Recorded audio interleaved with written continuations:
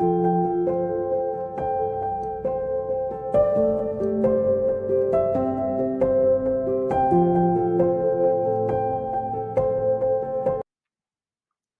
sitting here preparing for my Good Friday video, and oh, these are some tough passages. These are some tough passages. Oh, these are tough. Part of me knows that this is maybe dumbed down in a sense of how horrific the beating, crucifixion, this Roman torture device.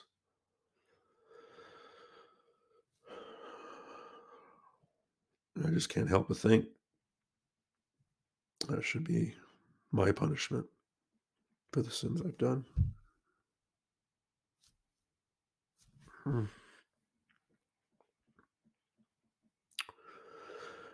Well, let's see if we can put this video together, huh?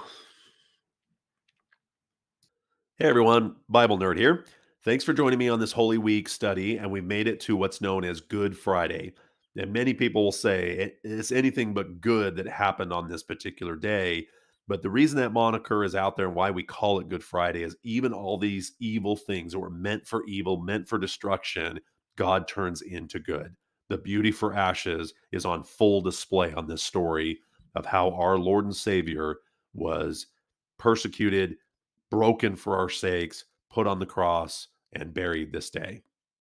So, Good Friday is what we're going to review some of the scriptures that are in the Bible that relate to this story. And let's start in the book of Matthew. So, if you have your Bibles, please grab them. Let's open up the Bible and actually read what it says during these events and really take to heart the events that happened so long ago on our behalf and for us. So, let's read through that. Let's go to Matthew 27. Matthew and Mark's versions. Let's first talk about how he is turned over to Pilate. Pilate was the Roman governor that was basically in charge of the law of that area, and he was somebody that was involved in this decision of whether to crucify Jesus or let him go. So there's really interesting stories that his interaction with Jesus. In Matthew and Mark, it's a little bit shorter. So let's start there. So we have Matthew chapter 27, starting in the 11th verse. Now Jesus stood before the governor, and the governor asked him, saying, "Are you the king of the Jews?" Jesus said to him, "It is as you say." And while he is being accused by the chief priests and the elders, he answered nothing. But then Pilate asked him, "Do you not hear how many things they're testifying against you?" But he answered him not a word. So the governor marveled greatly. So you can see he's standing there, and the chief priests are probably making all kinds of accusations about what he's done with the temple or blaspheme or all this stuff. And Jesus is just standing there. So the governor kind of asks him directly, "Do you not hear what they're saying against you? Have nothing to say?" And he says nothing. Let's go to the account in Mark. So let's go to Mark chapter 15. Same thing. It's a little bit of a shorter passage in these two gospels. 15, starting in the first verse. Immediately in the morning, the chief priests held a consultation with the elders and scribes and the whole council. They bound Jesus, led him away, and delivered him to Pilate. Then Pilate asked him, "Are you the king of the Jews?" Jesus answered him and said, "It is as you say."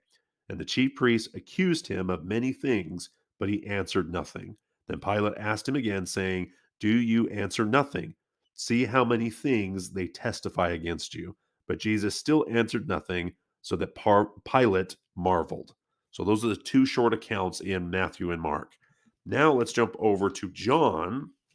So join me in the book of John. Let's go to the 18th. Yep, let's go to the 18th chapter, starting in the 28th verse. So John 18:28. This dives a little more into the dialogue that Jesus and Pilate have. So let's go into this. Then they led Jesus from Caiaphas to the praetorium, and it was early morning. But they themselves did not enter in, lest they be defiled, that they might not be able to eat the Passover. Pilate then went out to them and said, "What accusation do you bring against this man?" They answered him and said, "If he were not an evildoer, we would not deliver him up to you." Then Pilate said to them, "You take him and judge him according to your law." Therefore the Jews said to him, "It is not lawful for us to put anyone to death." A quick clarification on that. the lawfulness of putting somebody to death isn't against like the law of Moses. It was that the Roman governors, obviously, they were the ones in control. They're the only ones that can institute capital punishment. So this probably has Pilate go, wait a minute, this is you're bringing this guy to put him to death. This isn't just some evildoer, blasphemer, some religious law. You're actually saying that this guy is worthy of death. So let's continue to read. Then Pilate entered the praetorium again, called Jesus, and said to him, "Are you the king of the Jews?" Jesus answered him, "Are you speaking for yourself about this, or did others tell you this concerning me?" Pilate answered, "Am I a Jew? Your whole nation and the chief priests have delivered you to me. What have you done?" Jesus answered, "My kingdom is not of this world. If my kingdom were of this world, my servants would fight, so that I should not be delivered to the Jews. But now my kingdom is not from here." Pilate therefore said to him, "Are you are a king then?" Jesus answered, "You say rightly that I am a king. For this cause I was born, and for this cause I have come into the world, that I should bear witness to the truth. Whoever Everyone who is of the truth hears my voice." Pilate said to him, "What is truth?" And then he said this, he went away again to the Jews and said to them, "I find no fault in him." So I think that's you can see that how this kind of elevates. So basically, they bring him. There's already a lot of tension in Jerusalem at this time. You got a lot of Jews that have come in to celebrate Passover, the Feast of Unleavened Bread. So tensions with the Romans are already probably a little bit higher. Then all of a sudden, they bring this guy, and he's probably thinking, okay, they want me to arrest him or do something, but they're basically saying, hey, we can't put him to death. And there's like, to death? What has he done? What has elevated this guy to this particular point? So he starts to interview him and have these questions and dialogues to the point where I don't find fault in him. Not definitely not deserving of any kind of death. So I love that the conversation back and forth there. So now let's also jump over to Luke. I want to read the account according to Luke. So we're going to now jump over to the 23rd verse in Luke. So I'll give you a second to catch up there. So John's ahead of Luke, so you just go back to Luke. So let's go to Luke chapter 23. Then the whole multitude of them arose and led them to Pilate, and they began to accuse him, saying, "We found this fellow perverting the nation and forbidding to pay taxes to Caesar, saying that he himself is Christ, a king." Then Pilate asked him, saying, "Are you the king of the Jews?" He answered him and said, "It is as you say." So Pilate said to the chief priests and crowd, "I find no fault in this man." But they were the more fierce, saying, "He stirs up the people, teaching throughout all Judah, beginning from Galilee to this place." Here's an interesting little nuance that's not in the other gospels. This basically gives Pilate a chance to say, "Wait a minute, Galilee, that's a different district, that's a different area. Send him over to that guy." That's let him kind of decide what to do with this Jesus fellow, because I don't find any fault in him. There's a bunch of times he says, definitely not enough to put him to death. So the fault idea is not just he's never done any wrong. It's also the idea that not anything deserving of death with what you're accusing him of. So send him over to Herod. So it's kind of like, let's send him over to Herod. So this is the only account that we have of this interaction. So let's continue reading in Luke. Then Pilate heard of Galilee. He asked if the man were a Galilean. And as soon as he knew that he belonged to Herod's jurisdiction, he sent him to Herod, who was also in Jerusalem at that time. Now, when Herod saw Jesus, he was exceedingly glad, for he desired for a long time to see him, because he had heard of the many things about him, and he hoped to see a miracle done by him. Then he questioned him with many words, but he answered him nothing. And the chief priests and the scribes stood and vividly accused him. Then Herod, with his men of war, treated him with contempt and mocked him, arranged for him a glorious robe, and sent him back to Pilate. That very day, Pilate and Herod became friends with each other, for previously they had enmity with each other. So that's a little nuance that's added that we don't get in the other stories. So now, after those interactions with Pilate, there is now an interactions with Pilate and more the crowd, and we have this character introduced known as Barabbas. Now, Barabbas is a murderer. He was part of another uprising, another revolt. So the Roman people or the Roman soldiers had captured him, and most likely there's a lot of indication, I think, here that the two other people that were crucified next to Jesus might have been with Barabbas. Barabbas might have been the one that was right there in the middle, that was supposed to be in the middle where Jesus took his place, but the other two were probably also people that were thieves or murderers that were part of this rebellion, and the Romans want to make example out of them. So Barabbas is definitely deserving of what's about to happen, and this is a very interesting reading here of what happened with this character and how they wanted to switch places. So let's continue now that we're in Luke. Let me just check my notes real quick. I want to make sure I'm doing this in the right order. Yeah, let's stay with Luke. All right. So we're still in Luke 23, starting in the 13th verse. Then Pilate, when he called together the chief priests, the rulers, and the people, said to them, "You have brought this man to me as one who misleads the people. And indeed, having examined him in your presence, I find no fault in this man concerning those things of which you accuse him. Nor neither did Herod, for I sent you back to him, and indeed nothing deserving of death has been done by him. I will therefore chastise him and release him, for it is necessary for him to release one of them at the feast." And they cried out at once, saying, "Away with this man, and release to us Barabbas, who has been thrown into prison for certain rebellion made in the city and for murder." Pilate, therefore, wishing to release Jesus, again cried out to them. But they shouted, saying, "Crucify him, crucify him." Whew. Wow. Then he said to them the third time, "Why, what evil has he done? I find no reason for death in him. I will therefore chastise him and let him go." But they were insistent, demanding with loud voices that he be crucified. And the voices of those men and the chief priests prevailed. So Pilate gave sentence that it should be as they requested. And he released to them the one they requested, who for rebellion and murder had been thrown into prison, but he delivered Jesus into their wills. Wow. Just just crazy. All right, let's go over to keep our place right there. So kind of maybe try to keep our place there in Luke. We're going to come back to that in a second. Yeah. All right, we're going to go back now to I want to go to Matthew. There's a interesting detail here that I want to read through the same passage or the same interaction, but there's little nuances here that I think you're familiar with when it comes to the story. And I want to make sure I've got it in here in the right spot. Yes. Okay. Here we go. So let's go to Matthew, back towards the front of the New Testament. Matthew chapter 27, starting in the 15th verse. Now at the feast, the governor was accustomed to releasing to the multitude one prisoner whom they wished. At that time, they had a notorious prisoner named Barabbas. Therefore, when they had gathered together, Pilate said to them, "Whom do you want me to release to you, Barabbas or Jesus, who is called Christ?" For they knew they handed him over because of their envy. While he was sitting in the judgment seat, his wife said to him, saying, "Have nothing to do with this man. I have suffered many things today in a dream because of him." But the chief priests and the elders persuaded the multitudes that they should ask for Barabbas and destroy Jesus. The governor answered and said to them, "Which of these two do you want me to release?" They said, "Barabbas." Pilate said to them, "What then shall I do with Jesus, who is called Christ?" They all said, "Let him be crucified."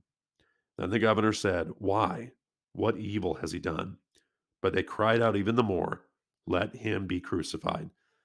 Then Pilate said that he would not prevail at all, but rather that a tumult was rising. He took water, washed his hands before the multitude, saying, "I am innocent of the blood of this person. You see to it." And all the people answered and said, "His blood be on us and on our children." Then they released Barabbas to them, and then he was scourged, delivered to be crucified. Man. Whew.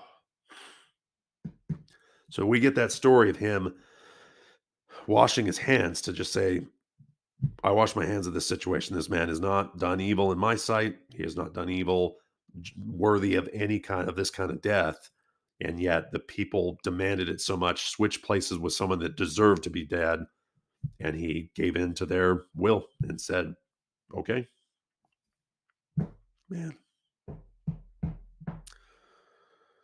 Okay, so let's go back to John. Go back to John now.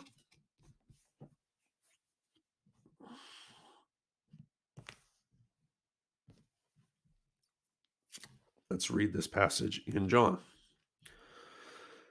Then Jesus came out. Oh, so I want to talk a little. There's a little bit of a nuance here with John that I find is interesting. So you see, mentioned a few times that there was this idea that he would be or be cleansed. There would be times where he would go out and do certain things to be able to see if he would give in to wanting mercy or to be able to not be crucified by giving in and agreeing with the stuff that had happened. So the scourging that would happen before a lot of times would break people that needed to atone for what they were doing or to give in to what the government was trying to do and admit their sin and that they were rebelled and that they were deserving the punishment to the point where they would then not do the crucifixion.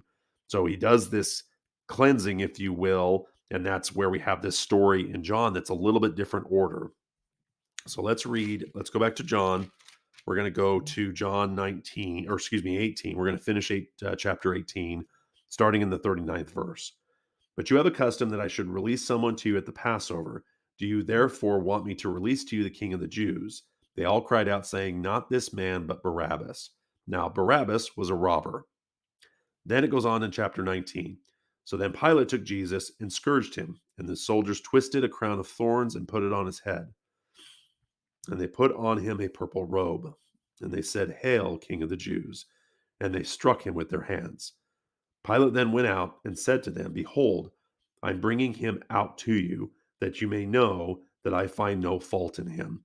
So the scourging was kind of a way to be able to break the person that was in trouble, the prisoner, that type of thing, was to be able basically have that be enough punishment. Scourging was a horrible practice. I mean, they beat you within an inch of your life.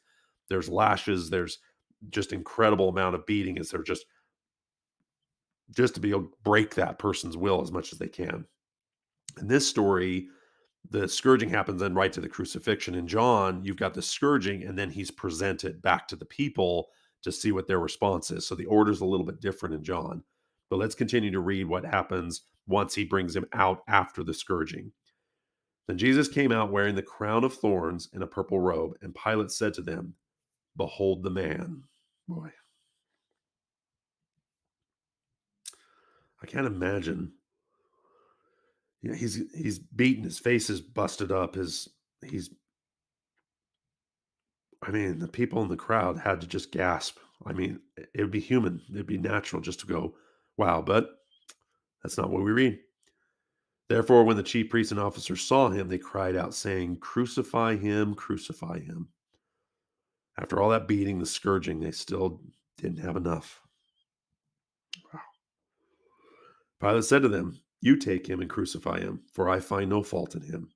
The Jewish answered him, We have a law, and according to our law, he ought to die, because he made himself the Son of God. Therefore, when Pilate heard that saying, he was more afraid, and went again into the praetorium and said to Jesus, Where are you from? But Jesus gave him no answer. Then Pilate said to them, Are you not speaking to me? Do you not know that I have power to crucify you and power to release you? Jesus said, You could have no power at all against me, unless it was given to you from above.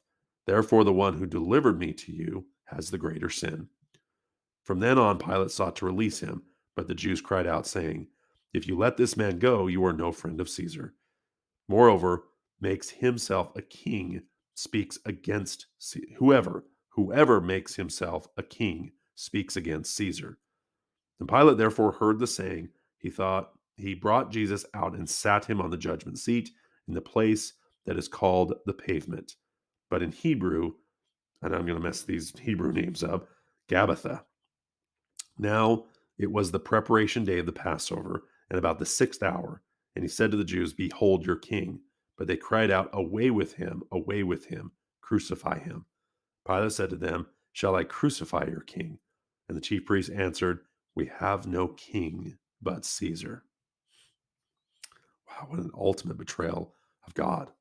We have no king but Caesar. Even if they didn't believe Even if they didn't believe that Jesus was God, we have no king but Caesar, is a slap in Yahweh's face. Then he delivered him out to be crucified. Then they took Jesus and led him away. So a little different timing in John with some of the other events of the soldiers mocking him. So these are, oh man, these are some tough passages. And it's not even over yet. This whole thing isn't even over yet. Okay, let's go. That's John. In Luke, I wrote down notes here. There's no soldiers. There's only this mention of examining him, which would have been putting him to the test and say, okay, you really think you're these things? Let's put you under some incredible stress, beat you to get you to say against yourself, like testify against yourself. And obviously, he never does. He never finds any fault in him after even that scourging. So I think that's what you hear in Luke. Let's go over to Mark and Matthew have very similar passages. So let's go back to Mark this time. And let's see what the book of Mark insight gives us on this entire thing. Okay. So in the book of Mark, chapter 15, starting in the 16th verse. Then the soldiers led him away into the hall called the Praetorium, and they called together the whole garrison. And they clothed him with purple, and they twisted a crown of thorns and put it on his head. They began to salute him, "Hail, King of the Jews!" I mean, the Roman people did not look highly on the Jewish people. They looked down on them like they're rats or dogs. So this idea of them, "Hail, King of the Jews," and had the chance to strike him, and there's some that probably just absolutely reveled in this idea of being able to just beat up Jesus, this self-proclaimed, this person accused of being the king of the Jews. Yeah, I mean, golly. The whole garrison. Hail, King of the Jews. Then they struck him on the head with a reed and spat on him, and bowing the knee, they worshipped him. And when they had mocked him, they put the purple off him, put his own clothes back on him, and led him out to be crucified.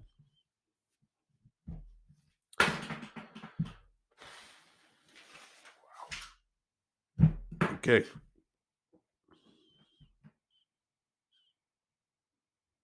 These were professional killers, the Roman soldiers. And I saw a bunch of studies of the people that were assigned these crucifixions or these garrisons were almost too brutal for the battlefield. That's why they saved him for this. They were just so bloodthirsty and just reveled in just beating up these Jewish or wherever they were at within the Roman world.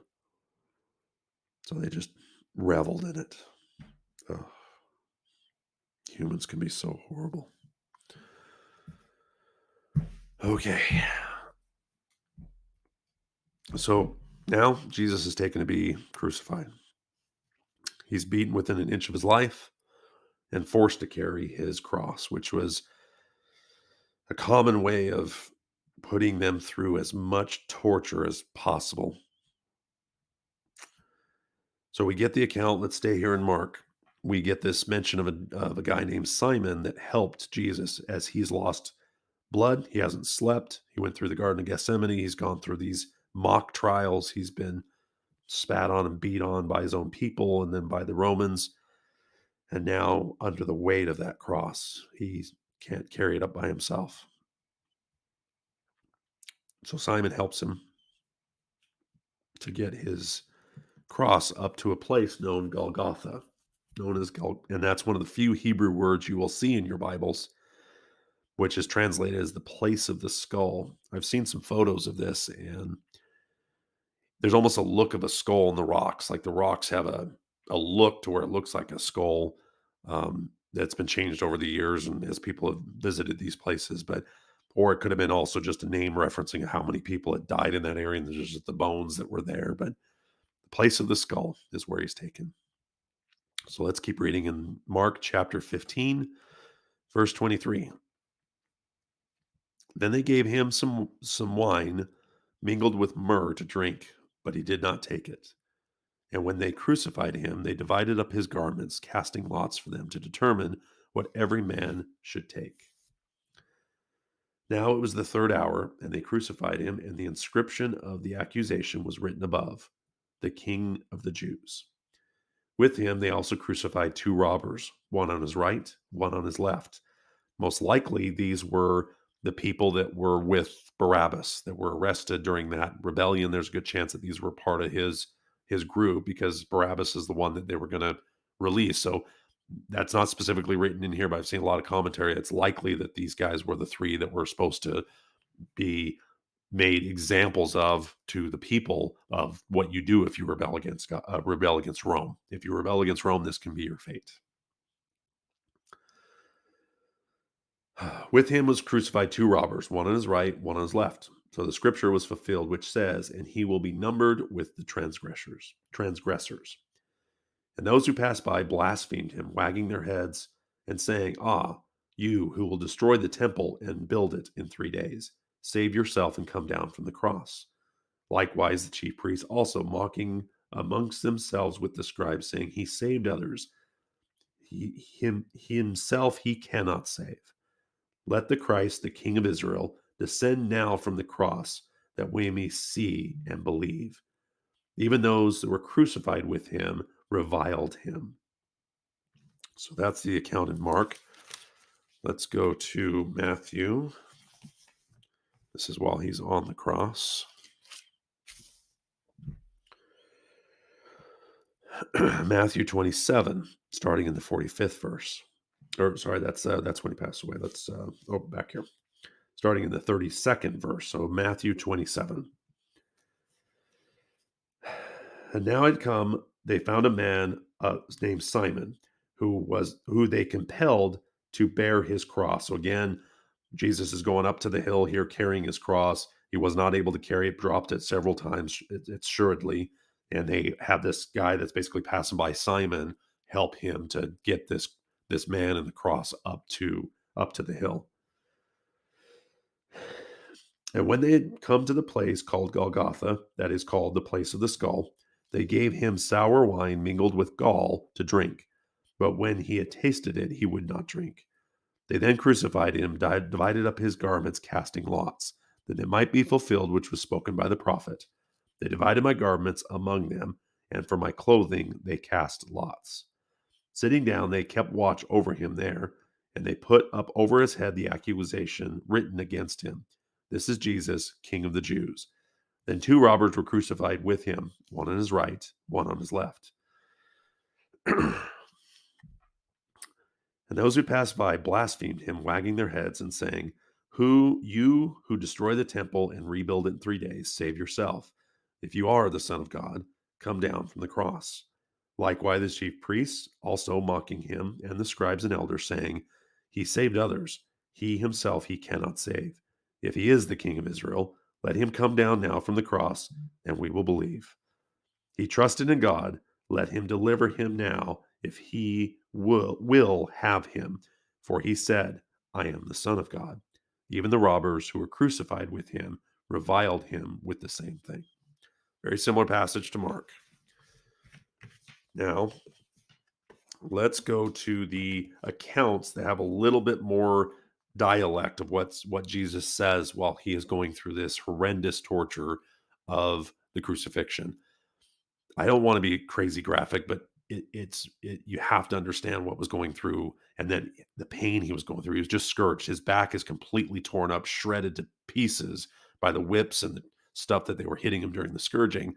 And now he's forced on this wooden cross full of splinters, and the only way he can breathe is having to lift himself up onto this and scratching his back. And it's just, man, yeah.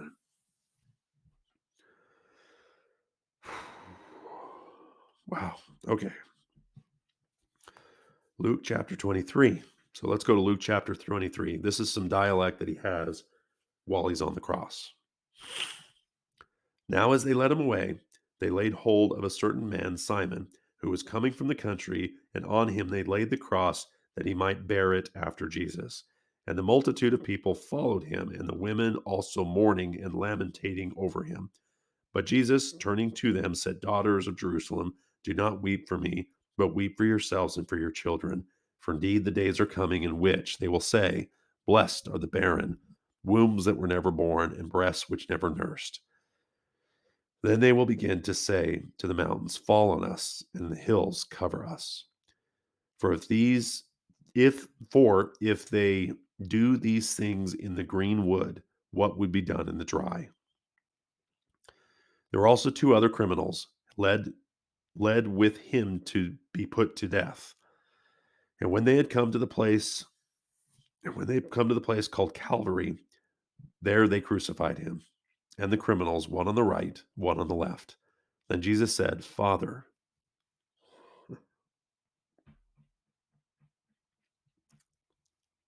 forgive them, for they know not what they do. And they divided his garments and cast lots, and the people stood looking on. But even the rulers with them sneered, saying, he saves others. Let him save himself if he is the Christ, the chosen of God.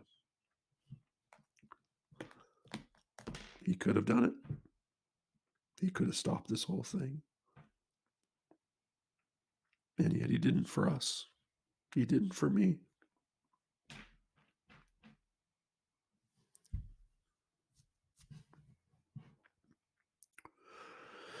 The soldiers also mocked him, coming up. Wow. The soldiers also mocked him, coming and offering him sour wine and saying, if you are the king of the Jews, save yourself. And the inscription also was written over him in letters of Greek, Latin, and Hebrew. This is the king of the Jews.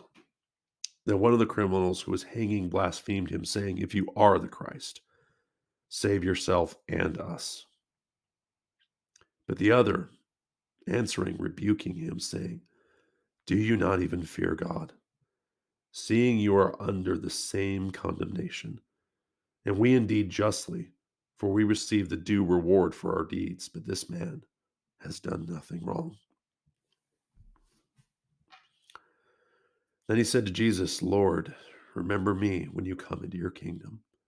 And Jesus said to him, assuredly I say to you, today you will be with me in paradise.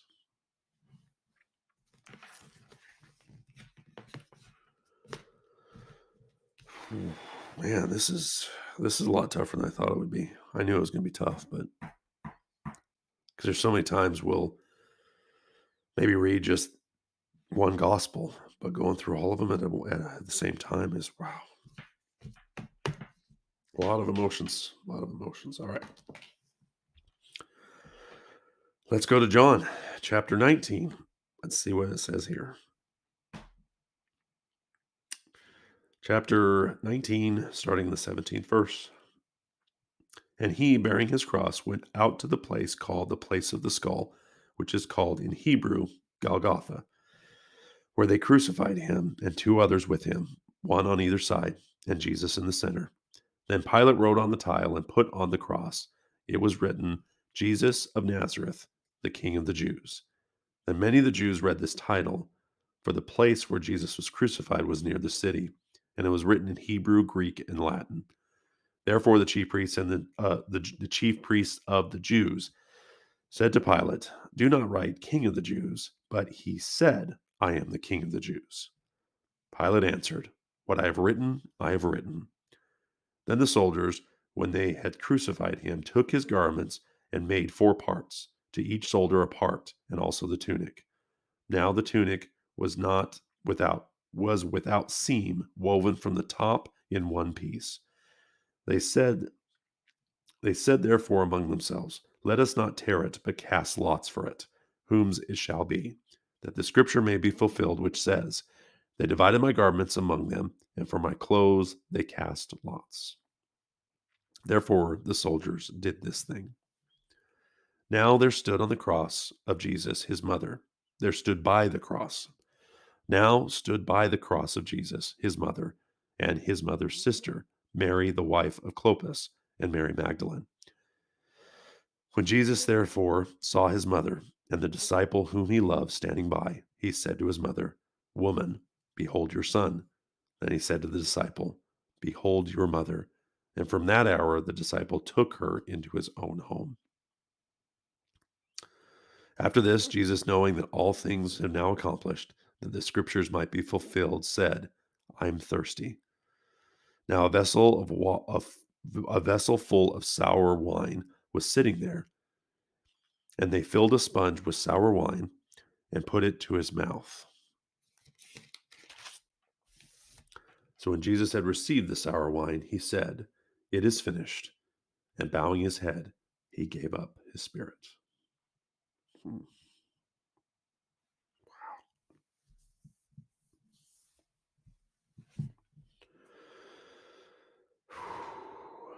Boy, I just any time you could have stopped this.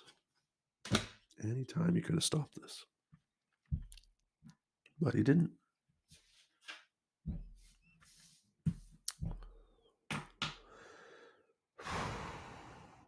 Okay. All right. So he is now passed away. Let's read the accounts. Let's read the accounts here. Okay. Let's go back to Matthew 27. Now, from the 6th hour until the 9th hour, there was darkness over the land. And about the 9th hour, Jesus cried out with a loud voice, saying, Eli, Eli, Lama.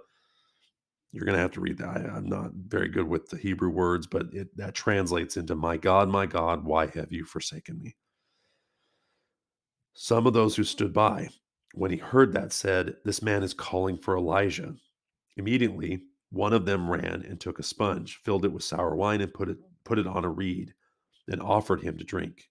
The rest said, Let him alone. See if Elijah will come to save him. I want to back up here a little bit here. It says, my God, why have you forsaken me? There's a psalm that ties into that, and just this lamentation of just complete, just giving it all up, just giving it all up. But the reaction of the Israelites is what I'm always most intrigued about, what they would respond to when he said that. And what do they first say? He's crying for Elijah. So I think that that's what that connotation meant, a lot more than him saying, God, where are you? Now, that's still part of it, because at this moment you have to feel that almost even God couldn't bear to watch his son just suffering on this device. Then maybe he did for a moment feel like he was completely alone up there. But I think the reaction of the Jews that were around and the people that stood there, that reaction is also very telling of what that phrase would have meant to them. So there may be some insight there, but what a painful moment that he's going through right here, to the point where every breath it kills you in a crucifixion. Every time you have to take a breath with your back completely destroyed, you have to pull yourself up and just tear and man, it is a horrific torture device. The rest said, Let him alone and see if Elijah will come and save him. And Jesus cried out again with a loud voice and yielded up his spirit. Then behold, the veil of the temple was torn in two from top to bottom, and the earth quaked, and the rocks were slipped, and the graves were open, and many bodies of the saints who had fallen asleep were raised. And coming out of the graves after his resurrection, they went into the holy city and appeared to many. Let's go to, that's Matthew. Let's go to Mark. There's some stuff in Mark too that's really amazing.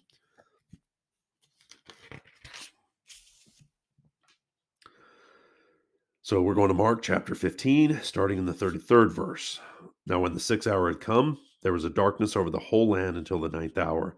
In the 9th hour, Jesus cried out with a loud voice, saying, my God, why have you forsaken me? Some of those who stood by, when they heard that, said, Look, he is calling for Elijah. Then someone ran and filled a sponge full of sour wine and put it on a reed and offered it to him to drink, saying, Let him alone. Let's see if Elijah will come and take him down. And Jesus cried out with a loud voice and breathed his last.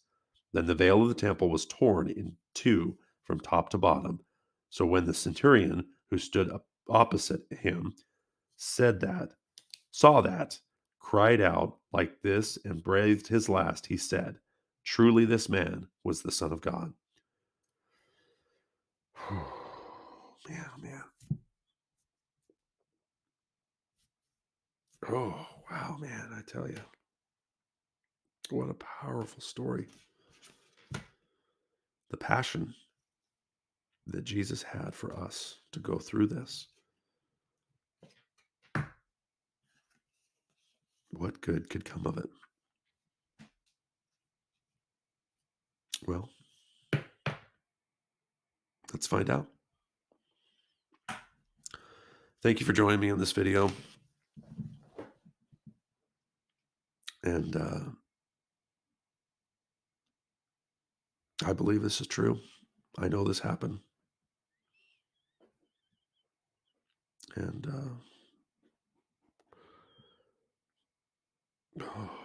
I mean, it really is. I don't know if I've ever gone through it like this before. Going to each account and just reading each one. You just stay in it longer, you just,